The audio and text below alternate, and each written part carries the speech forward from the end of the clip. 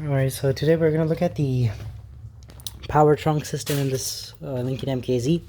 I wanted to add it to my Ford Fusion, which is right over there, but I was looking at the wiring and it's kind of difficult to do so because this is the trunk control module. The Lincoln MKZ also has an electric suction for the trunk once it closes. Then there's a button here. Adding this button, adding this electric suction, adding the control module, and adding the pump that's right here is not very hard. The pump's plug is right over there, you can see. In the Fusion, if you see, none of these adapters or anything is given, but it's still relatively easy to add it in the Fusion. And the reason is that all the system needs is this control module, and if this control module has a 12-volt power source, it will work fine. So all it needs is a battery, and in my Fusion, since it's a hybrid or it's an energy, the battery is right here in this position. It sits right down there, so I can get the power directly from the battery.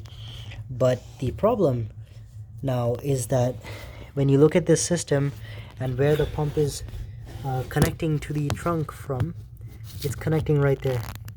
That trunk, if you see this piece, this bracket right here that's welded on, it is actually welded on to this to the trunk arm, and that's not in the Fusion. And first of all, I don't know how to weld, but even if I did know how to weld, I don't know where I would get that bracket, because that's sold as part of the arm, I'm pretty sure. In my Fusion, if we look, here's the battery. That this can be the control module can be added. Let's see, there's no bracket here. That's the only problem. So adding that bracket would be a pain in the ass. You could make a bracket, which wouldn't.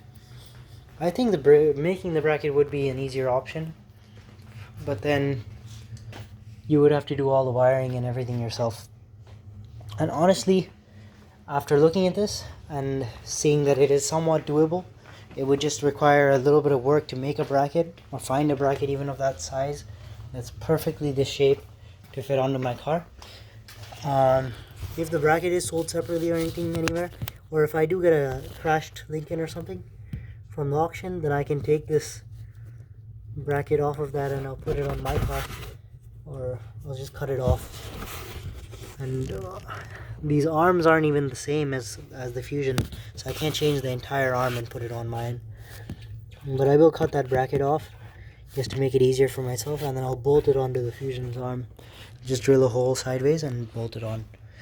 Then that should be fine and work. Anyways, that's how the system works. Thanks for watching.